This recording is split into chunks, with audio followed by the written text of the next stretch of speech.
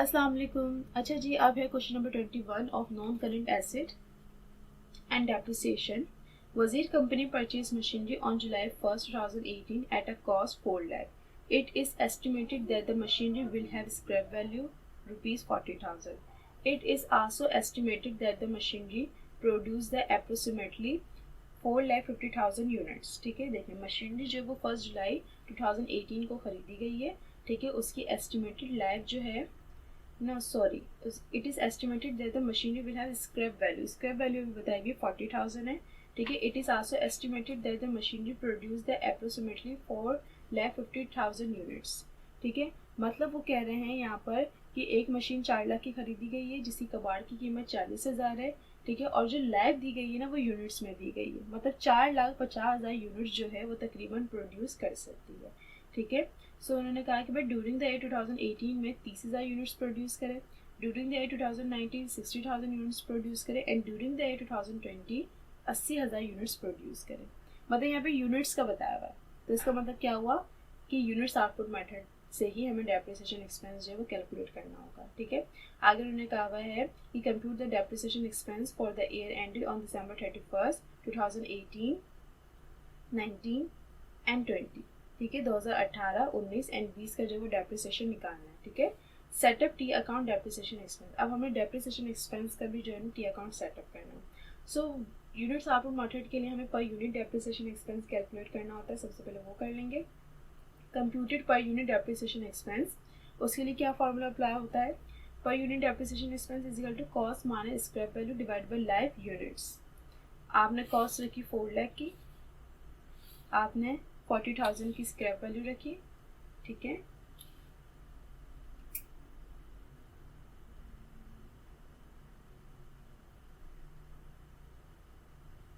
And 4,50,000 की जो life दी गई थी, 4,50,000 की लाइफ दी गई थी, आपने वो रखी। 4 लाख माइनस 40,000 डिवाइडेड बाय 4,50,000, आपके पास पर यूनिट आएगा 0.80। ठीक है, अब आप डेप्रिसिएशन एक्सपेंस इजीली निकाल सकते हैं। आपने यहाँ पे लिखा कंप्यूटेड डेप्रिसिएशन एक्सपेंस, ये कॉलम्स वगैरह प्रिपेयर करा है आपने यहाँ पे लिखा कि भाई ये जो मशीन है ये 1 जुलाई को खरीदी गई थी, 1 जुलाई 2018 31 दिसंबर 2018। सो पर यूनिट जो था वो 0.80 था। हमें इसको किससे मल्टीप्लाई करना होता है? अगर 18 का हम डेप्रिसिएशन एक्सपेंस निकालें तो 18 का बताइए कि उन्होंने कितने यूनिट्स प्रोड्यूस करें? भाई 30,000 यूनिट्स प्रोड्यूस करें, 30,000। ठीक है, हम 30,000 से मल्टीप्लाई कर देंगे, 24,000 डेप्रिसिएशन एक्सपेंस आ जाएगा, वही एक्यूमुलेटेड में लिख दिया जाएगा। तो 1 जनवरी 2019 31 दिसंबर 2019, 0.80 को किससे मल्टीप्लाई करेंगे? तो 2019 में इसने कितने यूनिट्स प्रोड्यूस करें? 60,000 यूनिट्स प्रोड्यूस करें 2019 में। हम 60,000 से मल्टीप्लाई कर देंगे, 48,000 डेप्रिसिएशन एक्सपेंस आ जाएगा। अब इस एक्यूमुलेटेड में इस डेप्रिसिएशन एक्सपेंस को ऐड करके लिखेंगे 72,000। ठीक है, फिर है 1 जनवरी 2020 31 दिसंबर 2020, 0.80 को किससे मल्टीप्लाई करेंगे कि 2020 में इसने कितने यूनिट्स प्रोड्यूस करें? भाई 80,000 यूनिट्स प्रोड्यूस करें। हम 80,000 से मल्टीप्लाई कर देंगे, 64,000 आ जाएगा depreciation expense.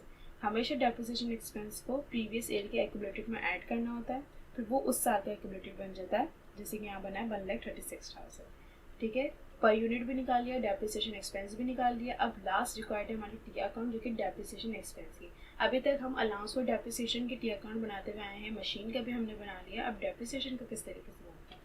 So T account depreciation expense वही सिंपल टी आप बनाएंगे। ठीक है, देखिए डेप्रिसिएशन एक्सपेंस जो है ना, वो टी अकाउंट जो है वो एडजस्टिंग एंट्री का भी हम देखते हुए बना रहे हैं। ठीक है, तो अगर हम इसकी एडजस्टिंग एंट्री बनाएं, अब उन्होंने कहा है कि हमें डेप्रिसिएशन सेटअप करें टी अकाउंट डेप्रिसिएशन एक्सपेंस का, किस ईयर का ये नहीं बताया, तो हम सारे ईयर का मतलब 18 से हम स्टार्ट कर देंगे। ठीक है, तो हमने देखा कि यहाँ पर मैंने 18 का डेप्रिसिएशन निकाला था 24,000।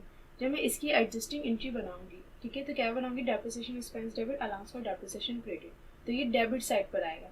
तो मैंने लिख दिया यहाँ पर कि भाई 31 दिसंबर 2018 को अलाउंस फॉर डेप्रिसिएशन की वजह से डेबिट साइड पर डेप्रिसिएशन एक्सपेंस आया 24,000 का।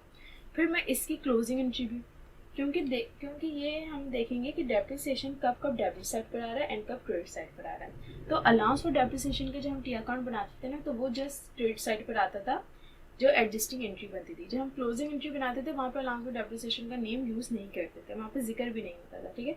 लेकिन डेप्रिसिएशन का जो नाम है वो एडजस्टिंग में भी होता है, क्लोजिंग में भी होता है, ठीक है। तो इसलिए जब इस 24,000 की मैंने एडजस्टिंग एंट्री बनाई तो डेबिट साइड पर आया। जब इसी की मैं क्लोजिंग एंट्री बनाऊंगी तो डेप्रिसिएशन क्रेडिट साइड पे जाता है। किसकी वजह से? एक्सपेंसिव रेवेन्यू समरी की वजह से। तो यहाँ पर हमने लिखा 31 दिसंबर 2018 एक्सपेंसिव रेवेन्यू समरी की वजह से डेप्रिसिएशन क्रेडिट साइड पे गया 24,000 का, ठीक है। अब देखें, अभी इसको छोड़ दें, अभी हम सिर्फ 18 तक की बात कर रहे हैं, ठीक है। अभी हम सिर्फ 18 तक की बात कर रहे हैं। तो देखिए 18 में डेबिट साइड पे भी 24,000 है और क्रेडिट साइड पे भी 24,000 है, तो इक्वल हो जाएगा। तो ये 24,000 आपने डेबिट साइड पे लिख दिए और आपने क्रेडिट साइड पे लिख दिए, बात खत्म। क्योंकि debit and credit side equal है। अगर 24,000 से डेप्रिसिएशन डेबिट साइड पर है तो 24,000 से क्रेडिट साइड पे भी है, तो कोई balance C D balance B D नहीं होता। जब डेबिट एंड क्रेडिट साइड बिल्कुल इक्वल होती है तो हम बस यही अमाउंट यहाँ पे भी लिख देते हैं, यहाँ पे भी लिख देते हैं और बात खत्म, ठीक है। अब हम 19 पर आ जाते हैं। 19 में भी ऐसी करेंगे, बट 31 दिसंबर 2019 को अलाउंस फॉर डेप्रिसिएशन जो है वो डेबिट साइड पे गया 48,000 का। फिर 31 दिसंबर 2019 को एक्सपेंसिव रेवेन्यू समरी की वजह से क्रेडिट साइड पे गया है 48,000 का। अब ये भी बराबर हो गया, तो इन्हीं 48,000 को हमने दोनों जगह लिख दिया और बात खत्म। कोई balance C D balance B D नहीं होता। जब debit and credit side equal हो जाती है तो कोई balance C D balance B D नहीं होता। तो 2020 में भी ऐसे करेंगे। 31 दिसंबर 2020 allowance for depreciation debit side पर आया 64,000 का, एंड 31 दिसंबर 2020 को एक्सपेंसिव रेवेन्यू समरी की वजह से क्रेडिट साइड पे गया डेप्रिसिएशन 64,000 का। क्योंकि जब हम एडजस्टिंग क्लोजिंग एंट्री बनाते हैं तो सिर्फ वर्डिंग में चेंजेस आती है, डेप्रिसिएशन की तो अमाउंट वही होती है। तो ये 64,000 आपने यहाँ पे भी लिख दिए, यहाँ पे भी लिख दिए।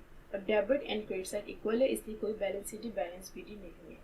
डेप्रिसिएशन का कितने भी साल का आप वो टी अकाउंट बनाए एज इट इज बनेगा। जैसे कि 2018 का ये बनाया, 2019 का बनाया, 2020 का। अगर और होते 21, 22, 23 तो एज इट इज बनेंगे, ठीक है। सो क्वेश्चन नंबर 21 बहुत ही इजी था, ठीक है, क्योंकि पर यू वर्किंग वो यूनिट सॉल्वर मेथड से तो डेप्रिसिएशन निकालना जो है वो आता ही है। बस यहाँ पे एक नई बात क्या थी, टी अकाउंट डेप्रिसिएशन का, वो भी आप लोगों ने देख लिया। सो क्वेश्चन नंबर 21 जो है वो कंप्लीट हो गया है। ये non current asset and depreciation का सेकंड लास्ट क्वेश्चन था जो कि कंप्लीट हो गया।